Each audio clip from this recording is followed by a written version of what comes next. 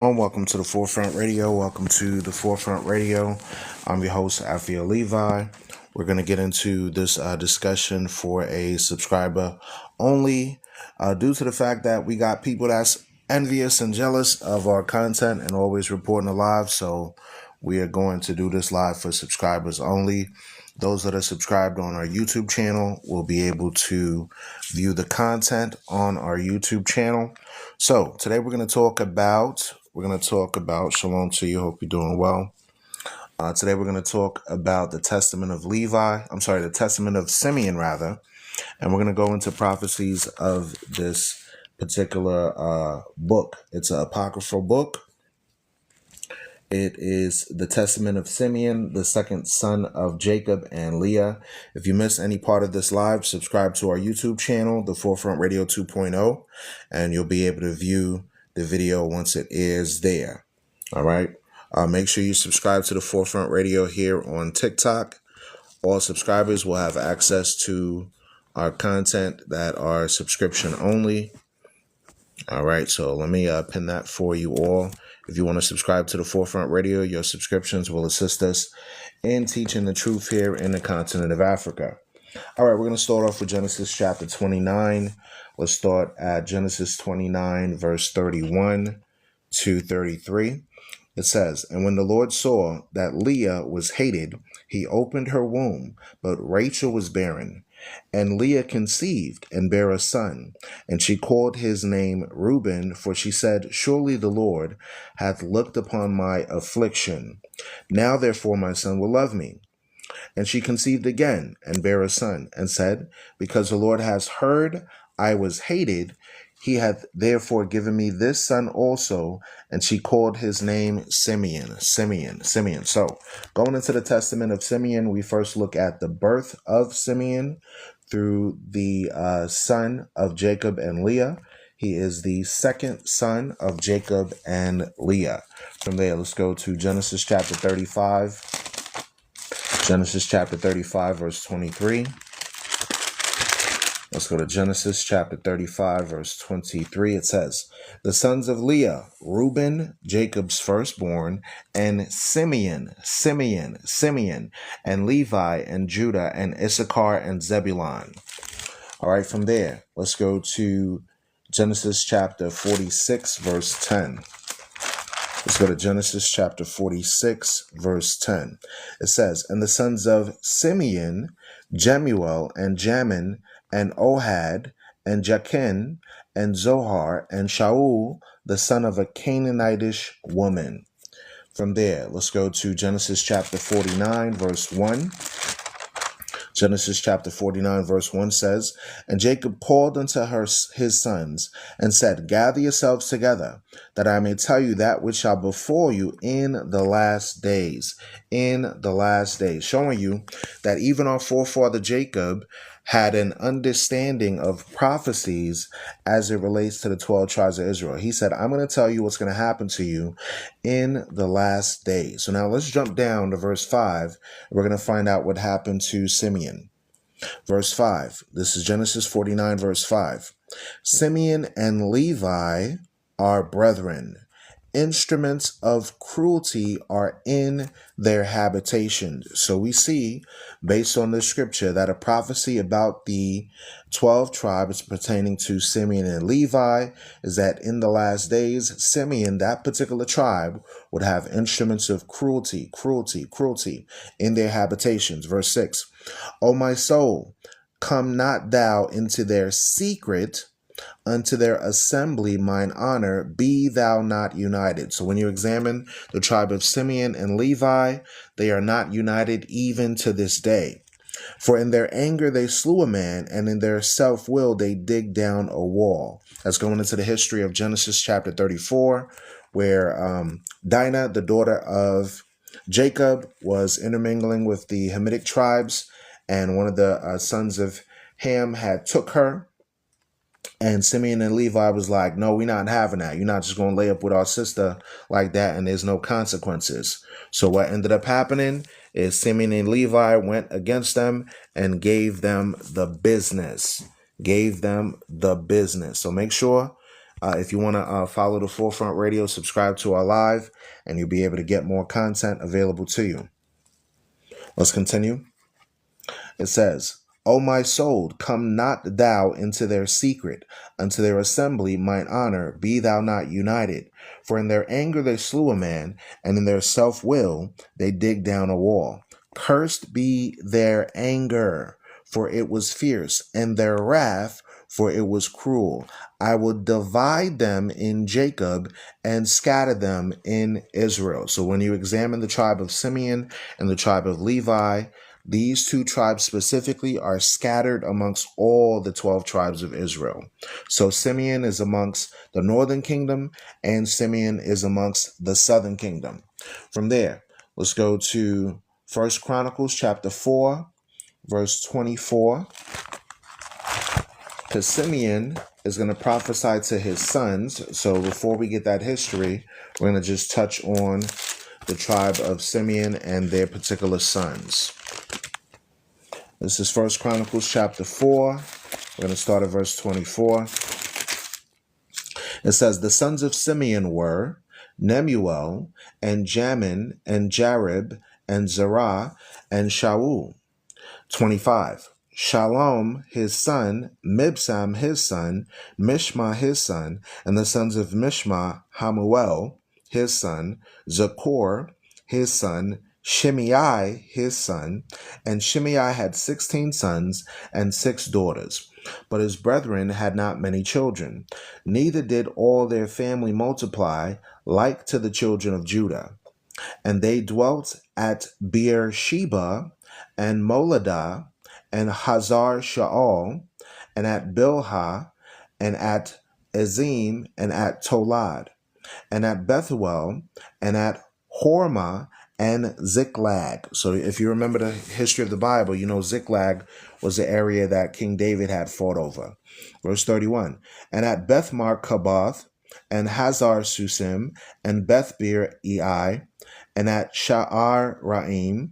These were the cities unto the reign of David. These were the cities unto the reign of David. And their villages, the villages of Simeon, were Etam, and Ain, and Rimmon, and Tochen, and Ashan. Ashan is where we get the so-called Ashanti tribe, which is of the tribe of Judah. So Ashan has parts of, the Ashanti rather, has parts of Simeon and parts of Judah in it. Verse 33.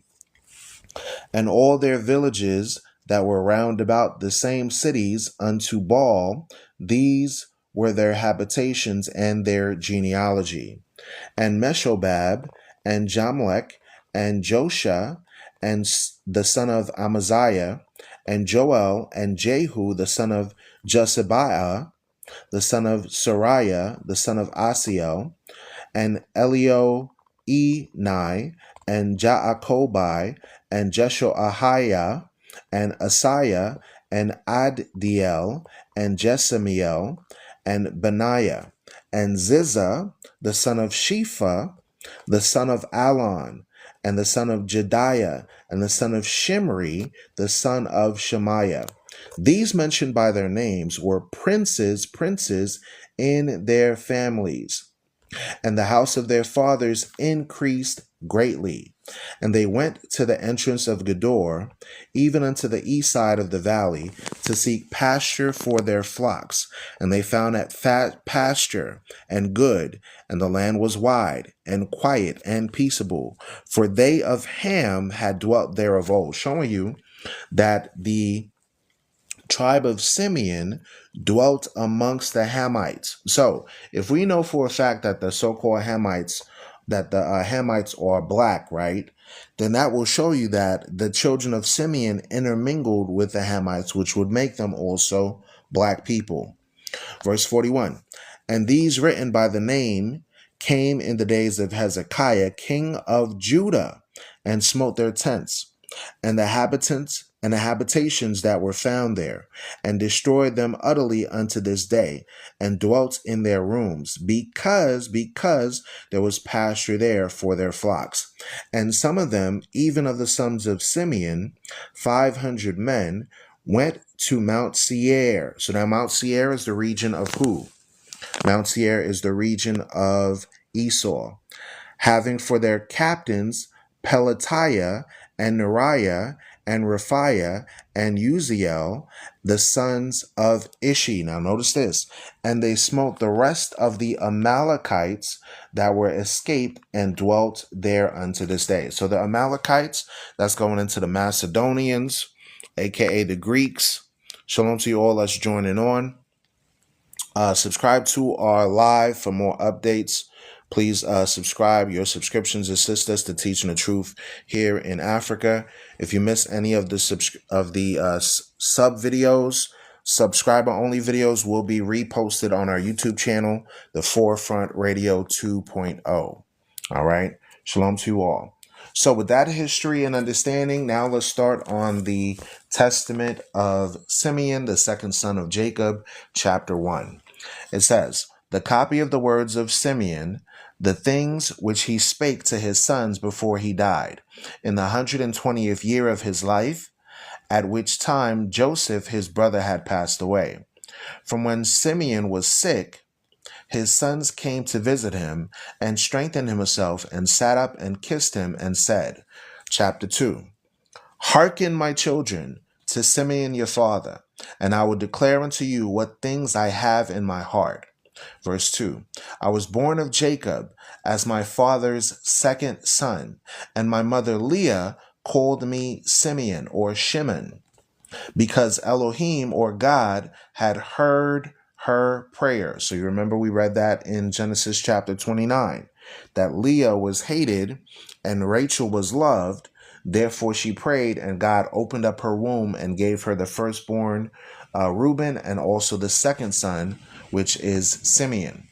Verse 3, moreover, I became strong exceedingly. I shrank from no achievement, nor was I afraid of aught. Showing you that Simeon wasn't afraid of anything. Simeon was what you call a tough guy. Simeon was a man that was strong in the Lord. Watch this. Let's go to Sirach chapter 24, verse 24. Let's go to Sirach chapter 24, verse 24. So while we're reading this, we're going to parallel these through various scriptures in the Bible, in the King James Version Apocrypha. We're going to go to Ecclesiasticus chapter 24, verse 24. It says, faint not to be strong in the Lord. So just like we read that Simeon was a strong man, it says here, faint not to be strong in the Lord, that he may confirm you. Cleave unto him, for the Lord Almighty is God alone, and besides him there is no other Savior. So Simeon got his strength from the Lord. All right, let's go back. Testament of Simeon, chapter 2, verse 3. Moreover, I became strong exceedingly. I shrank from no achievement, nor was I afraid of aught. Verse 4. For my heart was hard, and my liver was immovable, and my bowels without compassion. Without compassion. That's going into the cruelty that we talked about before, right? Let's go back to that again. Genesis chapter 49, verse 5, about Levi and Simeon. Genesis chapter 49, verse 5, it says, Simeon and Levi are brethren. Instruments of cruelty are in their habitation. So when you examine the so-called Haitians and the so-called Dominicans, they are very powerful people. When you notice the Nigerian tribes of the Levite cities and the Simeon cities that live in Nigeria, they are very strong and powerful people. When you look at the scattered tribes of Simeon all over the diaspora of the Afro-Hebraic community, they are strong and powerful. When they get mad, they're angry. You can't subside their anger.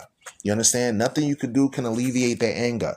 Verse 7, it says, cursed be their anger, for it was fierce, and their wrath, for it was cruel. I will divide them in Jacob and scatter them in Israel. Showing you that the tribe of Simeon, due to their anger and due to their rough nature, God said, I'm going to have to disperse them amongst the 12 tribes. All right, let's go back. Simeon chapter 2, verse 4. For my heart was hard, and my liver was immovable, and my bowels without compassion. Verse 5. Because valor also was given me from the Most High to men in soul and body. Verse 6. For in the time of my youth I was jealous in many things of Joseph, because my father loved him beyond all. So we can see here that our forefather Simeon, he was the one that was jealous or envious of Joseph. Let's read about that real quick in Acts chapter 7, verse 9. From there, let's go to Acts chapter 7, verse 9. And it reads, and the patriarchs, going into the forefathers of the 12 tribes, moved with envy, sold Joseph into Egypt, and God was with him. Showing you that our forefather Simeon was part of the patriarchs that had envy or jealousy towards Joseph and sold him into Egypt by the Ishmaelites. But God was with Joseph and saved him and delivered him. Let's go back. Simeon chapter 2, verse 7 now. And I set my mind against him, meaning against Joseph, to destroy him, because the prince of deceit, aka the devil, sent forth the ruach, or the spirit of jealousy, and blinded my mind. Showing you that when people have jealousy or envy, it blinds their mind. Shalom to you, Sister Yolinda. Thank you so much for subscribing. Much appreciated to you, sister. All right, showing you what we're going to learn in this lesson is the importance of understanding when people have jealousy or envy. That's one of the most important things to understand about this particular story that we're going to read. Okay, from there, let's read on. It says, the spirit of jealousy and has blinded my mind, so that I regarded him not as a brother, nor did I spare even Jacob my father. Showing you that when the spirit of jealousy comes upon you, that spirit of jealousy causes you to disregard your own relatives. It causes you to disregard friendships. This is how human beings are deceived. Jealousy and envy can make people do strange things to one another. But from there, let's go to Revelation chapter 12, verse 9. Let's go to Revelation chapter 12, verse 9, because it says that the prince of deceit sent forth the ruach, or the spirit of jealousy. Let's go to Revelation chapter 12, verse 9. It says, and the great dragon was cast out, that old serpent called the devil and Satan, which deceives the whole world. He was cast out into the earth, and his angels were cast out with him. Showing you that when people are full of envy, when people are full of jealousy, that comes from the spirit of deceit. Let's go back. Simeon chapter 2, verse 7. And I set my mind against him to destroy him, because the prince of deceit, now we know that's talking about that old serpent, the devil, right? Sent forth the ruach of jealousy, or the spirit of envy, or the spirit of jealousy, and blinded my mind, so that I regarded him not as a brother. From there, let's go to Proverbs chapter 26, verse 24. Let's go to Proverbs chapter 26, verse 24. Showing you that when people are afflicted with jealousy, with envy, it makes them do strange things. Proverbs chapter 26, verse 24, it says, He that hateth dissembles with his lips, and lays up deceit within him. When he speaks fair, believe him not, for there are 7 abominations in his heart, whose hatred is covered by deceit. His wickedness shall be showed before the whole congregation. Showing you that when a person is full of jealousy, right, they'll masquerade it. They'll hide it. They'll hide their hatred with lying lips. They'll dissemble with their lips. They'll bear false witness, right? They lay deceit within themselves. They'll lie to themselves and lie to others. They'll speak fair to you. They'll smile on your face. You know, they'll say, hey, how you doing? Hope you're doing well. How's the family? Right? They'll be all smiles, but in their heart is not with you. They cover their hatred with deceit, with lies. But that wickedness, once that wickedness is there, it's going to be exposed. You understand that? All right, watch this. Let's go back. Testament of Simeon, chapter 2, verse 8. It says, but his Elohim and the Elohim of his fathers sent forth his angel, this is going into Christ, and delivered him out of my hands. Showing you that Simeon had a jealousy spirit or an envious spirit towards Joseph, where he wanted to unalive him. But Christ was the one that delivered. He was the one that orchestrated the situation where Joseph was end up being sold. All right, we're going to read that as we read along. Verse 9.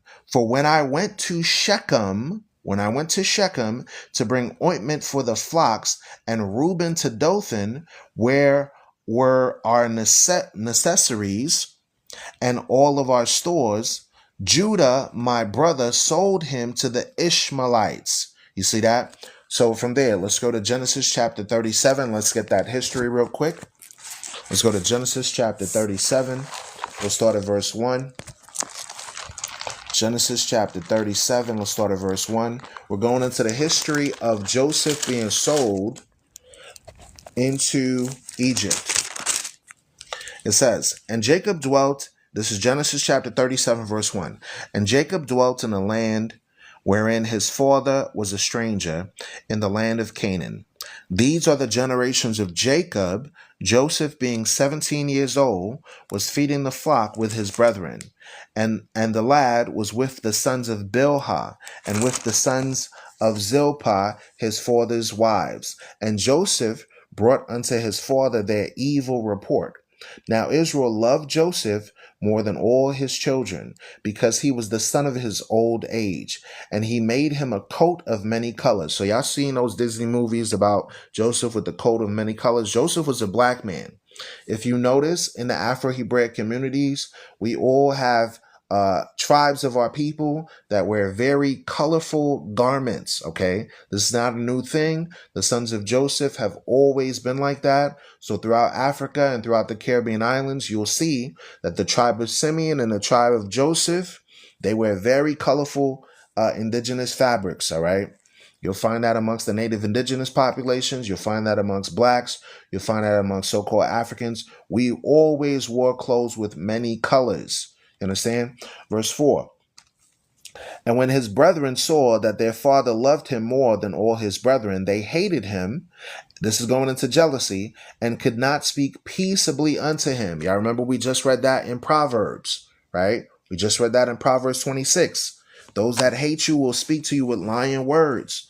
They have envy. Shalom to you. Hope you're doing well. They have envy in their spirit. They have strife in their spirit. That's what was going on with Joseph and his brothers. Verse 5.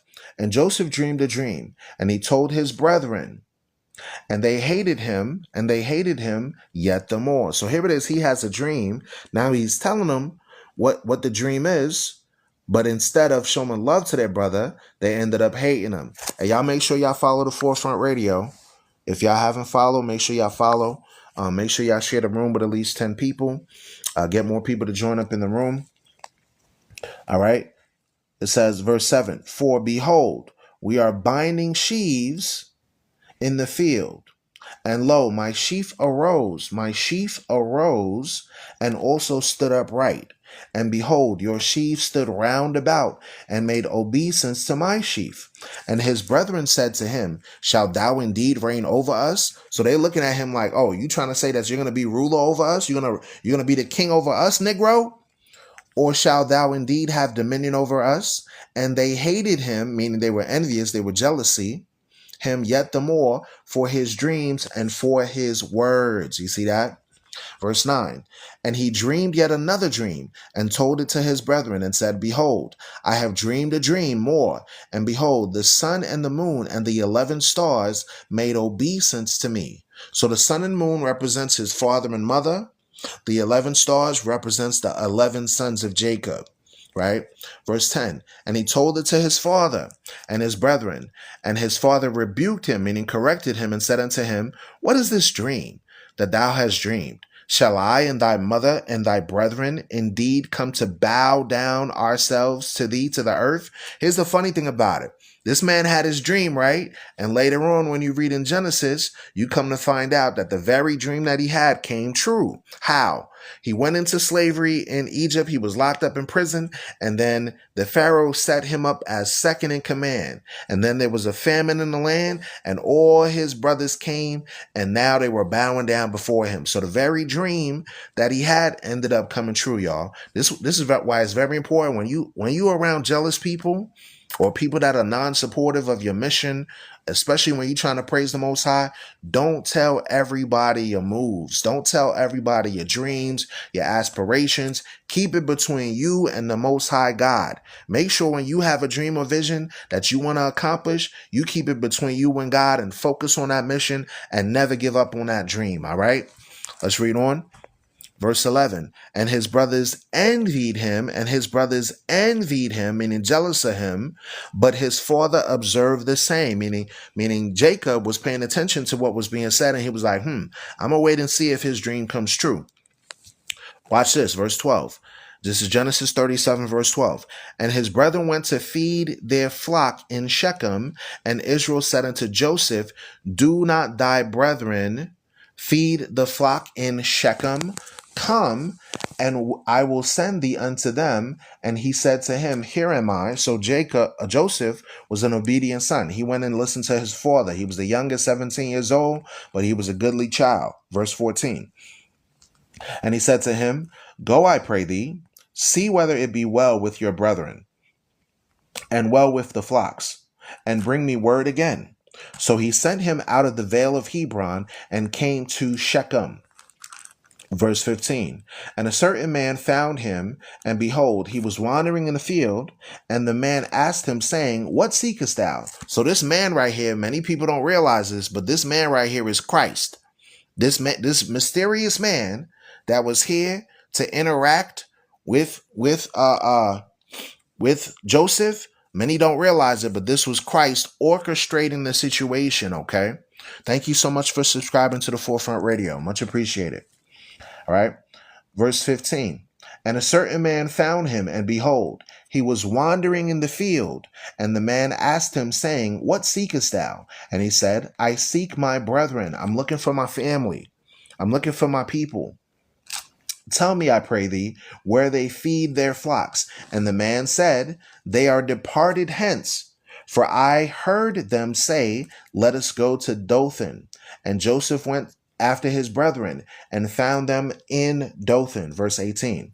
And when they saw him afar off, even before he came unto them, look at a spirit of jealousy jump on him. Watch this. They conspired against him to slay him. Wow.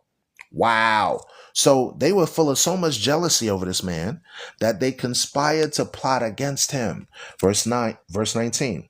And they said one to another, behold, this dreamer comes. You see that? So whenever you tell people your dreams and your aspirations, they start to make fun of you. They jealous of you. They envious of you. Now they start to mock you. They're like, oh, here come this dreamer right here. Here come this dude. He think he all that. Isn't that how black and brown people act to this day? Is that not how black and brown people act to this day? Hey, y'all, do me a favor. If you haven't joined the team on the Forefront Radio, jump up to the very top. There's a heart at the top of the screen. Hit that top right next to the Forefront Radio icon. That way you could join on the team. And also my moderators, you're able to see the lives for subscriber onlys, as well as if you want to be a moderator, send me a private message and I'll be able to do so. And moderators are able to join on the subscriber only lives. All right. From there, let's continue on. Verse 20, it says, come now, therefore, and let us slay him and cast him into some pit. And we will say, some evil beast have devoured him, and we shall see what will become of them. Let's hold that. Let's go to Proverbs chapter 26 once again. Let's go to Proverbs chapter 26, verse 24. I'm going to show you something. The very thing King Solomon, one of the wisest black men to walk on the planet, he prophesied about this thing. Proverbs chapter 26, verse 24. It says, he that hateth, meaning he that has hatred or envy or jealousy towards his people, dissembleth with his lips, meaning sows discord, right? They saw Joseph. They said, hey, here go that dreamer right there. Let's conspire against him, right? And layeth up deceit within him. Meaning what? They said, hey, come on, Joseph, come over here. Let's hang out. Let's be friends. You coming to help us out? Come here. Let's deal with you. Come here. Right? Verse 25. When he speaketh fear, believe him not. Believe him not. Meaning what? People are jealous over you. People are envious of you, but they speaking well. They want to compliment you. Don't believe them. I got a lot of people that come to my face and be like, yo, Forefront, I like the way you teach. I like this. I like that. Blah, blah, blah, blah. I'm like, yeah, thank you. I appreciate it. All praises to the Most High. No glory goes to me. Glory goes to the Most High. Because I know the same Negroes that'll flatter you be the same Negroes be Judas Iscariot. Straight up. Watch this. When he speaketh fear, believe him not. For there are 7 abominations in his heart. Damn. This person got 7 demons that they dealing with. Verse 26.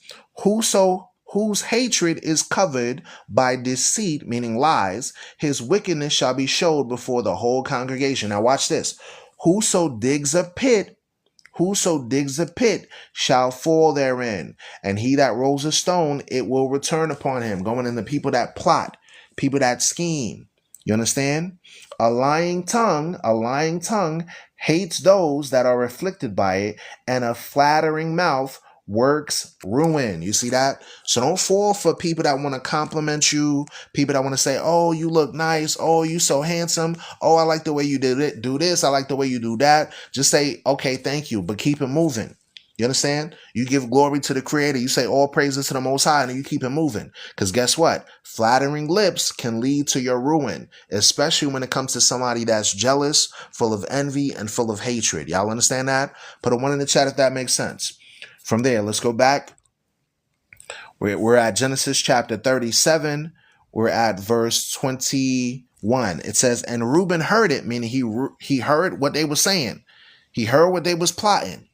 And Reuben heard it, and he delivered him out of their hands, and said, let us not unalive him. Verse 22. And Reuben said unto them, shed no blood, but cast him into this pit. I see we just read that in Proverbs. That is in the wilderness, and lay no hand upon him, that he might rid him out of their hands, to deliver him to his father again. So the ploy that Reuben had was he saw the jealousy of the brothers. And he was like, all right, let's go ahead and dig a well and put him in this well, in this pit. And he was waiting for the brothers to leave. And he said, I'm going to take these brothers. I'm going to take Joseph out, and I'm going to bring him back to Jacob safe and sound. That's what he was trying to do.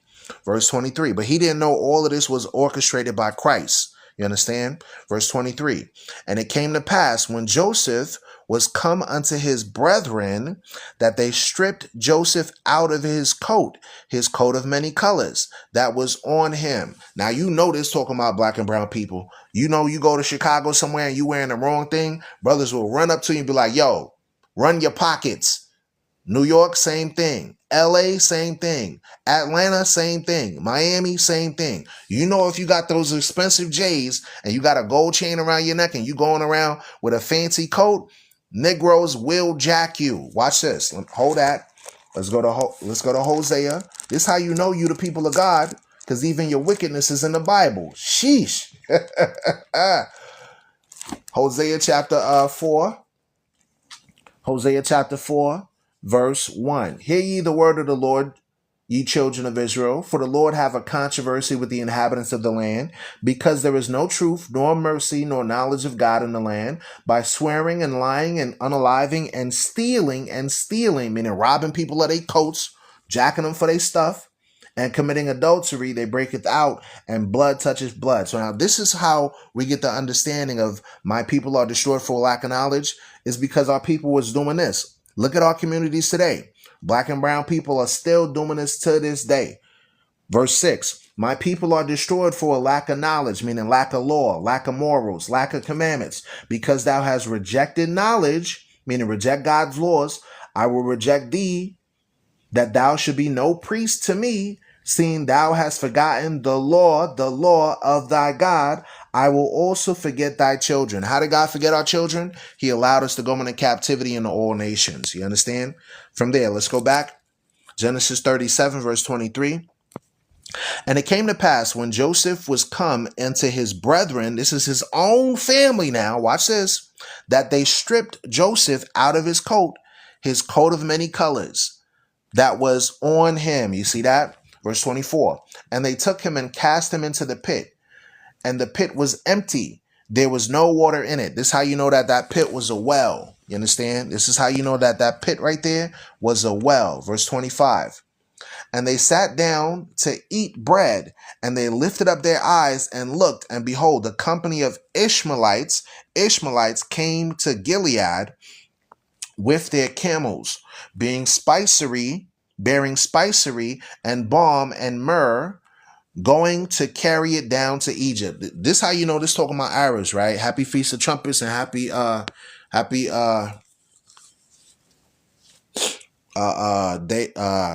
Feast of Trumpets, where you at? Nah, Feast of Tabernacles, sis. We getting in the Feast of Tabernacles. We ain't in the Feast of Trumpets. You got me all confused. I'm like, wait, Feast of Trumpets? Nah, we in Feast of Tabernacles, sis. All right. We're in the 7th month. We're in the Feast of Tabernacles. All right. All right. From there, let's go to verse 26. And Judah said unto his brethren, what profit is it if we slay our brother and conceal his blood? Verse 27. Come and let us sell him to the Ishmaelites, and let not our hand be upon him, for he is our brother and our flesh, and his brethren were content. You see that? So first they plotted to unalive him. Then Judah came out and was like, you know what? I changed my mind. Why don't we just sell him off into captivity? That's the same thing that happened to our ancestors in Africa. You understand? That's the same thing that happened to our people in the Americas, sold on auction blocks to the Ishmaelite Arabs and to the Edomite Caucasians. You understand? Put a 1 in the chat if that makes sense. Put a 1 in the chat if that makes sense. All right, let's read on. It says, and Judah said unto his brethren, what profit is it if we slay our brother and conceal his blood? So this is showing you that there was always envy between the children of Israel and the children of Judah. Northern kingdom, southern kingdom, they always had issues one with another. This is showing you that you'll have black and brown people look the same, like each other, but have conflict with each other because they haven't figured out that they're brothers. I see this amongst African Americans and so-called Africans of the diaspora. I see this amongst people in the Caribbean islands and people in Latin America, people in the Caribbean islands and people in North America, people in Africa and people in the UK. I see this amongst our people, and the reason our people can't unite is because we're still divided in colorism, classism, and all type of other isms, right? Roman Catholicism, Seventh-day Adventism, democracyism, right? Republicanism. We all into these isms separating from each other and not dealing right by our people. You understand? Let's read on. Verse 27, come and let us sell him to the Ishmaelites, that's the Arabs, and let not our hand be upon him, for he is our brother and our flesh, and his brethren were content. So luckily, Judah put some good sense in him and said, hey, don't slay innocent blood, just go ahead and sell him.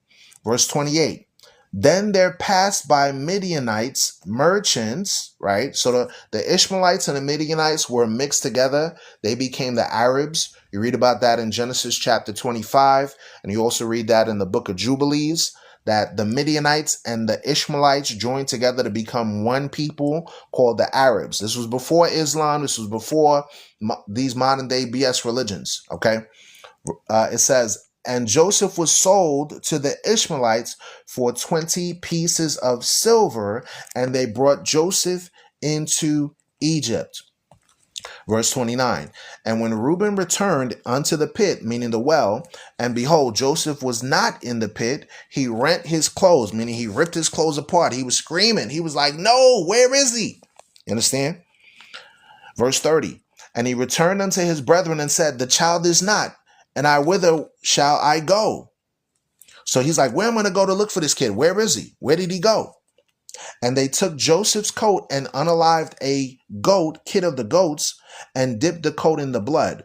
And they sent the coat of many colors, and they brought it to their father and said, this have we found. Now know whether it be your son coat or not? And he knew it and said, It is my son's coat. An evil beast has devoured him. Joseph is without doubt rent in pieces. So you see that? So what they do, they set up a lie. Then they tried to cover up their lie. And once somebody lies and they're full of jealousy and lies, they got to spill more and more lies just to cover it up. That's what we're seeing here. When somebody is envious and jealous and they're full of hatred, they're going to make up stuff about people. Okay. I see people in the Israelite community, and this is unfortunate. I see people that make up lies against other individuals, and that should not be the case, because the Bible says, do not bear false witness. Do not be an unrighteous judge. Do not stand with the wicked to bear false witness. Do not follow the crowd. Don't follow a multitude to do evil. Here it is with God's chosen people, but we're online going back and forth and arguing with each other out of jealousy and envy and debate. No, we can't deal like that. All right, verse 34.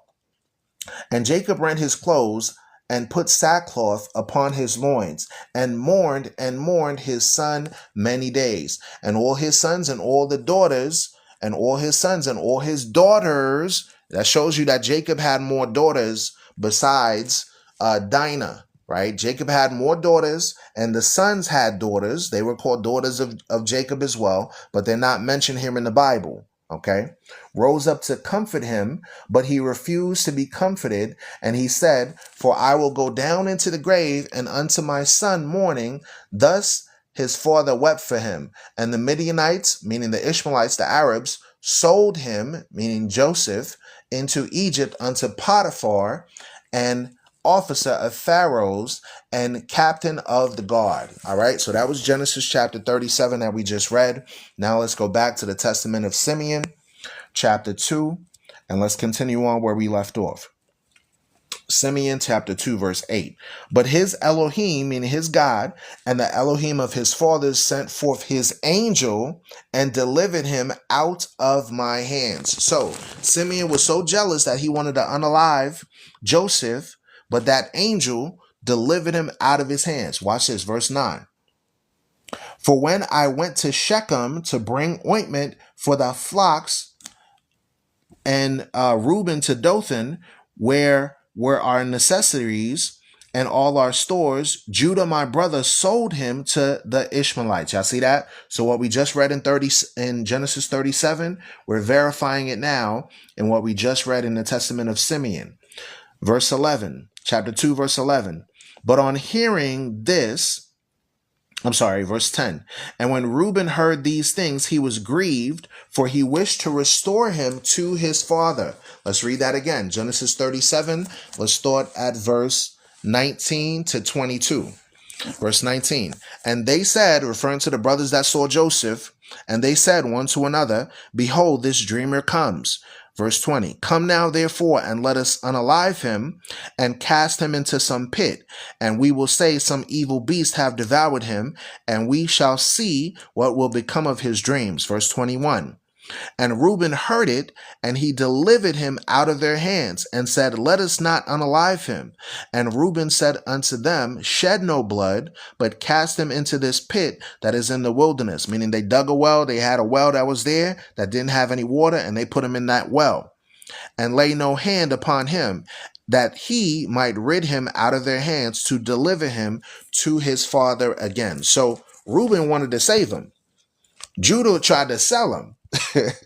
All right. Let's go back. Testament of Simeon, chapter 2, verse 10. And when Reuben heard these things, he was grieved, for he wished to restore him to his father. Verse 11. But on hearing this is Simeon, was exceedingly wroth, meaning angry, against Judah, and in that he let him go away alive.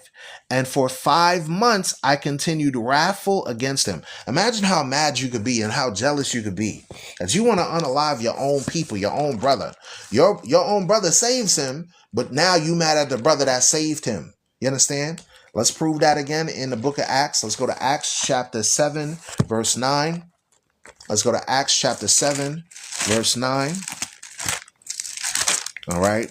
So we're precepting this with the regular King James Version because you got some people out there that say, oh, don't read the Testament of Simeon. That ain't in the Bible. But we could precept these things with the Bible to show you that these records are true writings. All right. Acts chapter 7, let's read verse 9. And the patriarchs moved with envy, that's jealousy, that's hatred, sold Joseph into Egypt, but God was with him, showing you that the very thing that we just read in the Testament of Simeon is what we're reading here in the book of Acts, chapter 7, verse 9. So that's a direct precept. Verse 12. But Yahweh restrained me. And going back to Testament of Simeon, chapter 2, verse 12 now. It says, but Yahweh restrained me and withheld from me the power of my hands. For my right hand was half withered for 7 days. So that was a miracle right there. What just happened? Simeon was jealous. Simeon did evil. And God jacked him up by withering his hand. So now I'm going to show you that that's not the first instance where somebody's hand got withered. Showing you that whenever somebody's hand gets withered, it can be a judgment from the Creator due to jealousy, due to envy, due to strife, due to hatred, or some sort of sin. Okay? Watch this. I'm going to show that to you in the New Testament. Let's go to Matthew chapter 12. Let's start at verse 10. Let's go to Matthew chapter 12. Let's start at verse 10. Actually, let's go to Mark chapter 7, verse 21, then we'll come to that. Mark chapter 7, verse 21. It says, for from within, out of the heart of men, meaning out of your mind, proceeds evil thoughts, adulteries, fornications, murders, thefts, covetousness, wickedness, deceit, lasciviousness, and evil eye. And evil eye is going into what? That jealousy, that envy. Okay? Blasphemy, pride, foolishness. All these evil things come from within and defile the man. From there, Matthew chapter 12, Matthew chapter 12, verse 10 now. Matthew chapter 12, verse 10. It says, and behold, there was a man which had a hand withered. And they asked him, saying, is it lawful to heal on Sabbath days? Showing you that this person that was afflicted had a withered hand, just like we read in Testament of Simeon, that they might accuse him. Verse 11. And he said unto them, what man shall there be among you that shall have one sheep? And if it fall into a pit on the Sabbath day, will he not lay hold on it and lift it out? So why is he referencing a man being put on a pit on the Sabbath day? That's going to that story of Joseph being put in a pit and the story of how Simeon's hand was withered. That's why Christ was quoting that. That's why Christ was saying, what if you have one sheep that goes into a pit, right? This is showing you that the parables that Christ was saying all had references to different places in the Bible. Okay? He never said anything of himself. He always spoke as it was written. So these parables that we're reading and the things that Christ say, you got to search the scriptures to know what he's talking about. You understand? Verse 12. How much then is a man better than a sheep? Which man? Going back to Joseph. That was put. So this man right here that was healed, it could possibly be that he was of the lineage of the northern kingdom. Who knows? How much then is a man better than a sheep?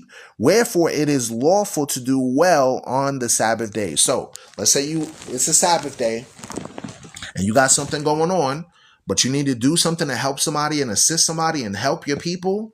It's lawful to do good on the Sabbath day. Now that doesn't mean to go break the Sabbath willingly. But it does mean if you're in a situation or circumstance where you need to help somebody, help them. I'll give you a perfect example. In a previous organization, I ain't gonna name no names, that I used to be with, right? We had a situation where we had to meet at a particular city and all the brothers were gathering together to go teach and, march down the streets and do different things, right? So we had a conference of all the men coming together, but what ended up happening was we had brothers coming in from overseas that came into town for the conference. And guess what? You had brothers that were not willing to assist them because they said, oh, I'm not going to break the Sabbath to buy a taxi for you. I'm like, yo, you wouldn't even buy an Uber for your brother? Oh, there's no buying and selling on the Sabbath. And I'm sitting there looking at them like, bro, they need a taxi to get to the destination. You're telling me you're going to abandon people that's in your own organization, right? In our own organization, because you don't want to buy a fare for a taxi? Come on, brother, stop being simple. But guess what? This person was a higher quote unquote rank. So I said, okay, let me just leave him be. So the brothers came to me, was like, hey, I need some help. Can you assist me? I'm like, I got you. Guess what? When the leader of the organization came and we were all meeting up with the conference, the first people that was called was the brothers that was from overseas. So if I didn't have the wherewithal or the mindset to assist them, they would have been late. They would have been like, yo, where are these brothers? They coming from out of town and they can't even show up on time. So that was years ago, though. These brothers probably don't even remember that incident, but I was the one that assist them, showing you that it's lawful to do well on the Sabbath days. You understand? From there, let's go to Mark chapter 3. Let's go to Mark chapter 3. We're going to read 1 through 5. Mark chapter 3. Verse 1 through 5. All right. If you haven't subscribed to the Forefront Radio, please feel free to do so. Your subscriptions assist us in teaching the truth here in the continent of Africa. We appreciate all those that show love by sending gifts as well. All right. Mark chapter 3. Let's start at verse 1. This is Mark chapter 3, verse 1. It says, and he entered again into the synagogue, and there was a man there which had a withered hand. And they watched him whether he would heal him on the Sabbath day, and that they might accuse him. So they wasn't watching him to see if he was going to do good. They were watching him to plot against him. Verse 3, and he said unto them which had the withered hand, stand forth. Verse 4, and he said unto them, is it lawful to do good on the Sabbath day, or to do evil, to save a life, or to kill? But they held their peace, meaning they didn't say nothing. I don't see nothing. This is like these wicked Negroes that say, I don't see nothing. Verse 5, and when he had looked round about on them with anger, being grieved for the hardness of their hearts, he said unto them, stretch forth thine hand. And he stretched it out, and his hand was restored whole as the other. So now this is showing you a precedent now that when somebody sins or do evil, they get their hand withered. And then Christ can have mercy on them and heal them. All right, let's go back. This is the Testament of Simeon, chapter 2. Let's start again at verse 12. But Yahweh restrained me and withheld from me the power of my hands, for my right hand was half withered for 7 days. So remember, Simeon was strong. Him and Levi, they fought against the Shechemites and destroyed their city just two hands when those dudes were circumcised. You understand? So the Most High withered his hand because of the jealousy and envy that he had in his spirit. Now watch this, verse 13. And I knew, my children, that because of Joseph, this had befallen me, and I repented and wept. And I besought Yahweh Elohim that my hand might be restored, and that I might hold aloof from all pollution and envy, and from all folly. Showing you that jealousy can lead to your detriment, y'all.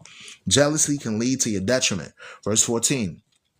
For I knew that I had devised an evil thing before Yahweh and Jacob my father on account of Joseph my brother, in that I envied him. Watch this. Let's go to Proverbs chapter 14, verse 30. Y'all make sure y'all write these scriptures down. This is going to assist you in your studies. Proverbs chapter 14, verse 30. Let's go to Proverbs. Solomon, one of the wisest black men to walk on the face of the earth, gave us good, practical things that we can listen to and take heed to. Proverbs chapter 14, verse 30. It says, a sound heart is the life of the flesh, but envy the rottenness of the bones. You see that? So in the case of Simeon, what did you see Simeon afflicted with? The rottenness of the bones. His hand got withered because of the spirit of envy. Y'all see that? All right. That's showing you got people that get sick in the hospital and all of a sudden you're like, hey, what's going on with this person? Why they so skinny? Like, what happened to them? They look all shriveled up. That spirit there, that deceitful spirit of envy is there. You understand? That deceitful spirit of envy is there. Okay? It says, a sound heart, meaning a sound mind, is the life of the flesh, but envy, meaning jealousy, hatred, the rottenness of the bones. You see that? From there, let's go to Job chapter 5, verse 2. Let's go to Job chapter 5, verse 2. Let's go to Job chapter 5, verse 2. It says, for wrath kills the foolish man, and envy slays the silly one. Let's read it again. For wrath unalives the foolish man, and envy slays the silly one. You see that? So when people got envy in their spirit, when people got anger in their spirit, jealousy in their spirit, the Bible calls you a silly one. The Bible calls you a silly one. Y'all, there's people that's in this world that for no reason at all, they will not like you. They will be jealous of you and envious of you. God calls them a silly one. And if you got that spirit too, you silly as well. Repent. Make sure you don't operate out of a spirit of jealousy, out of a spirit of envy. You understand? From there, let's go to the book of Proverbs, chapter 27, verse 4. The book of Proverbs, chapter 27, verse 4. It says, wrath is cruel and anger is outrageous, but who is able to stand before envy? Now, here's the heavy thing about this right here. When somebody has wrath or anger, you can see it on their face. When somebody has hatred, you can see it on their face. But when somebody's envious and jealous, oh, that right there, they try to hide it. Who can stand before envy? Who can stand before people that are jealous? Jealousy is a hidden sin that many people cover up. Envy is a hidden sin. It's one of those deep 7 abominations that we just read about earlier in Proverbs chapter 26. Let's read that again in Proverbs 26. Proverbs chapter 26, verse 24. He that hateth, dissembles with his lips, and lays up deceit within his heart. When he speaks fair, believe him not. When he's, meaning what? They got a smile on their face. They look happy. For there are 7 abominations in his heart. You see that? So they dealing with 7 deep-rooted spirits. 7 deep-rooted spirits is in that type of person. From there, let's go to Romans chapter 1, verse 29. Because somebody might say, well, that's in the Old Testament. Is it in the New Testament? Yes. It's in the New Testament as well. Let's go to Romans chapter 1. Romans chapter 1, verse 29. Romans chapter 1, verse 29. It says, being filled with all unrighteousness, fornication, wickedness, covetousness, maliciousness, full of envy. What does the Bible say? Full of envy, murder, debate, deceit, malignity, whisperers. So those that are full of envy, they got all those 7 abominations. It's those 7 abominations we read in here, right? Those abominations that we just read in Proverbs. So a person that got jealousy and anger, they'll be the same one that go and try to creep up on your woman or creep up on your man to commit fornication. The same person that got jealousy and envy, they're full of deceit and lies. The same person full of jealousy and envy, they're full of debate. They want to argue with you all day long. They're never going to say somebody's right. Everybody else is wrong except them. The person full of envy, they're full of maliciousness, malice. You understand? Y'all understand? If y'all understand that, put a 1 in the chat. If y'all understand what we're reading, put a 1 in the chat. Okay? If you understand what we're going over, put a 1 in the chat. Showing you that those that's full of envy have other spirits on them as well. From there, let's go to the book of Romans chapter 13, verse 13. Let's go to Romans chapter 13, verse 13. It says, Let us walk honestly. What does the Bible say? Let us walk honestly. What does the Bible say? As in the day, not in rioting and drunkenness, not in chambering and wantingness, not in strife and envying. Envying. That's going into jealousy, y'all. So people that you notice that got jealousy spirit, they always in the club getting drunk. People that got a jealousy spirit, they're always chambering, meaning they always got somebody in their bed. People that's full of jealousy, they're full of wantonness. They're full of strife. You understand? People that got jealousy in their spirit, they're full of these evil spirits. Verse 14, but put on the Lord Jesus Christ and make not provision for the flesh to fulfill the lust thereof. Meaning, don't give yourself over to envy, jealousy, greed, covetousness, hatred. Let go of those spirits. All right? From there, let's go to 1 Corinthians chapter 3, verse 3. Let's go to 1 Corinthians chapter 3, verse 3. Let's go to 1 Corinthians chapter 3, verse 3. And it reads, for you are yet carnal, for whereas there is among you envying and strife and divisions, are you not carnal and walk as men? So this is a very important question that Paul is writing here to the Israelites that live in Corinth.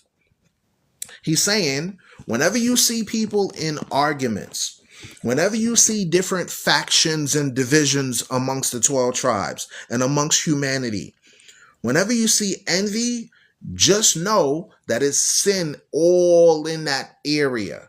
Just know that it's lawlessness all in that area. When you see on the internet people arguing, full of strife, jealous over another, being divided on doctrines, they say, oh, I don't believe this, or I don't believe that, full of debate, malignity, know that there's a spirit of envy there. There's jealousy there.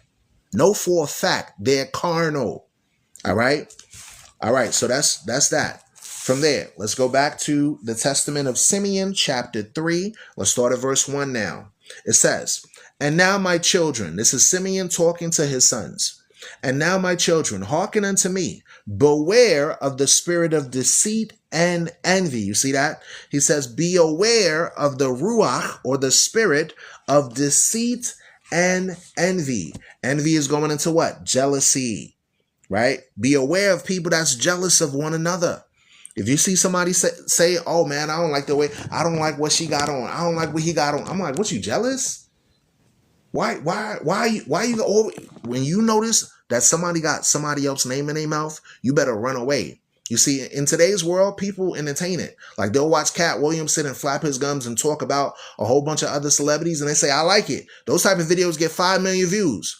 But when you see the opposite, where people are saying, hey, don't be full of gossip, don't be full of slander, don't be talking about people, those type of videos get like 2-3 views on the internet. You see that? You see how the spirit work? Watch this. Let's go to Wisdom of Solomon, chapter 2, verse 24. Let's go to Wisdom of Solomon, chapter 2, verse 24. Wisdom of Solomon 2, it says, nevertheless, through envy of the devil came death into the world, and they that do hold on his side do find it. Wow.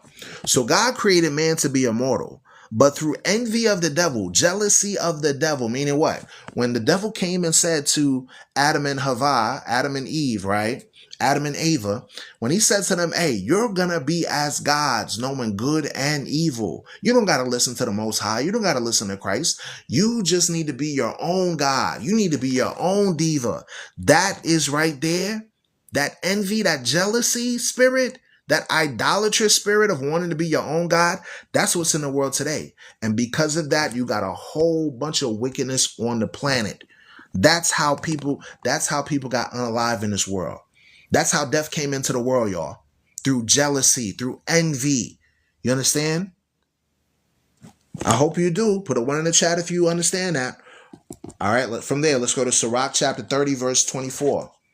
Let's go to Sirach chapter 30, verse 24. Jealousy is a bad thing, y'all. Sirach chapter 30 verse 24 says, envy and wrath, meaning jealousy and anger, shorten the life. Shorten the life. You see that? And carefulness brings age before the time. Meaning what? Stop worrying. Stop stressing out about stuff. Stop envying. Stop being full of anger. Let it go, brother. Whatever you mad about, let it go. Sister, whatever you mad about, let it go. Envy, jealousy, wrath, anger shortens your life. You want to be happy on this earth? Put away jealousy. Don't let nothing make you jealous. Don't let nothing make you angry. You want to live long on the earth? Get that joy. Get that cheer in your heart. Get the fruits of God's Spirit on you. Love, joy, peace, long-suffering, patience, meekness. Put away envy. Put away jealousy, because it's going to shorten your life. If you get it, you get it. If you don't, you don't. Watch this. Let's go back. Testament of Simeon, chapter 3, verse 1. And now, my children, hearken unto me, and beware of the spirit of deceit and envy. From there, let's go to Sirach chapter 9, verse 1. Sirach chapter 9, verse 1. It says, be not jealous over the wife of thy bosom, and teach her not an evil lesson against thyself. This is advice for brothers. Brothers, don't let yourself get so angry that you become jealous over your wife that you're supposed to embrace and love and care for. Yes, there's going to be men that's interested in your woman. Yes, there's going to be men that's attracted to your woman. Yes, there's going to be situations that make you upset. But do not allow jealousy over your woman to bring an evil lesson against you. You understand? So if you get it, you get it. If you don't, you don't. You understand? All right. From there, let's go back. Testament of Simeon, chapter 3. Let's read verse 2 now. For envy rules over the whole mind of a man, and suffers him neither to eat nor drink nor do any good thing. That's showing you when a person is full of jealousy. Let's say your wife ain't doing nothing crazy, right? Or let's say your husband ain't doing nothing crazy, but all of a sudden, you in your mind, you psychologically think, oh, he's cheating on me, he's doing this, he's doing that, and all of a sudden you psyching yourself up and making yourself go crazy. You understand? You starting to lose sleep. You starting to say, I don't want to eat no food. That's what happens when that spirit of jealousy comes upon you. It's a demon, y'all. We got to fight that thing. You got to fight that thing. Watch this. Job chapter 5 verse 2. For wrath unalives the foolish man, and envy slays the silly one. You see that? Jealousy will cause people not to want to eat, not to want to sleep, not to want to drink no water. That leads to you shortening your life. Don't let jealousy have control over you. Don't let envy have control over you. Watch this. Testament of Simeon, chapter 3, verse 2. For envy rules over the whole mind of a man, meaning it takes over your brain like an evil spirit. It's a leech, and suffers neither to eat, nor to drink, nor to do any good thing. Verse 3.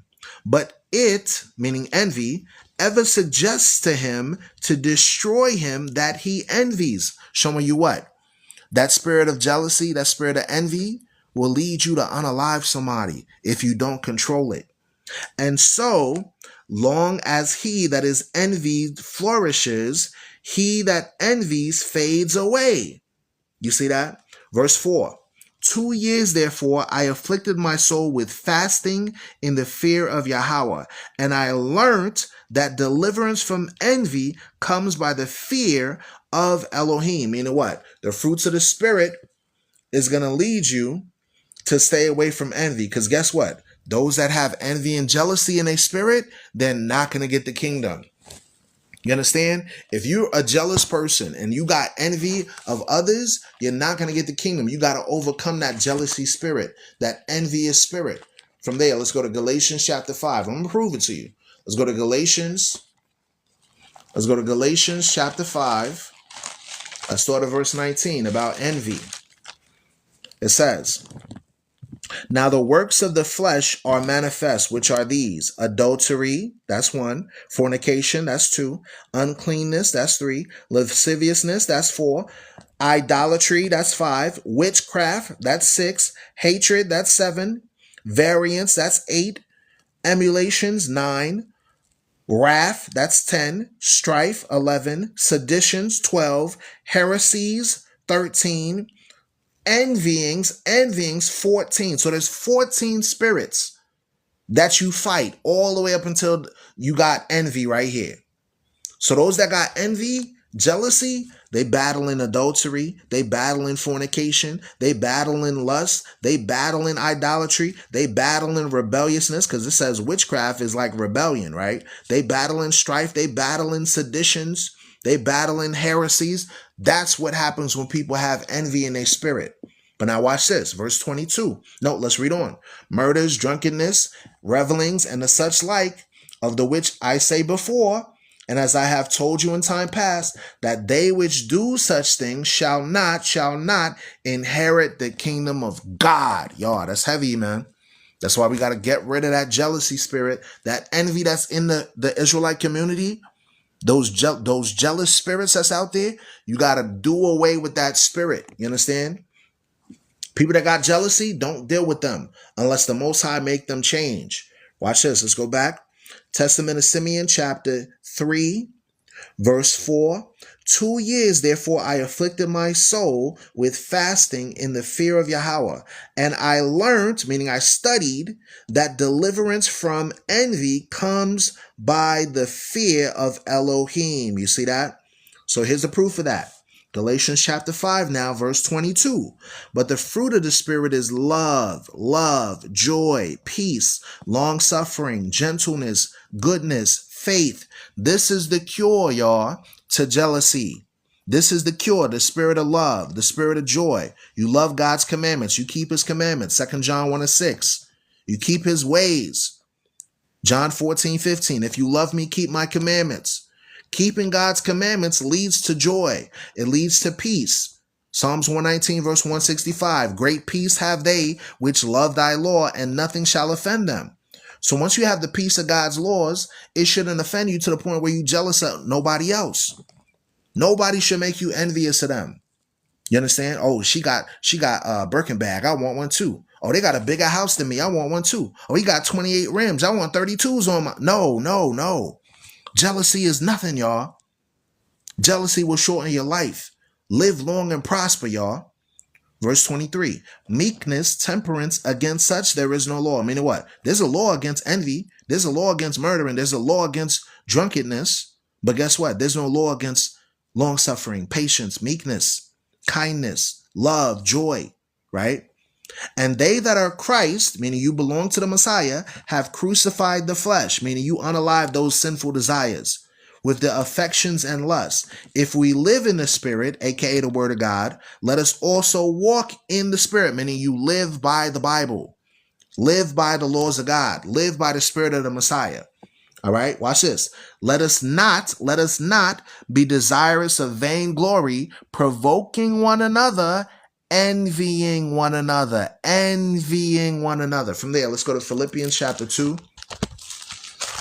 Philippians chapter 2, verse 3. Philippians chapter 2, verse 3. It says, let nothing be done through strife and vainglory, but in lowliness of mind, let us each esteem other better than themselves. So even on the Forefront Radio, I said, hey, brothers, y'all want to come on? Y'all got a question, comment, come on. If you got precepts, write it in the chat. Bring forth your strong reason. That's how I am. You know, I deal with humility. I don't deal with pride. I don't deal with arrogance. I don't deal with falsehoods. I don't deal with people that want to debate and go to war. Oh, I'm going to go to war with you. Oh, I want to cut you with the scriptures. No. Watch this.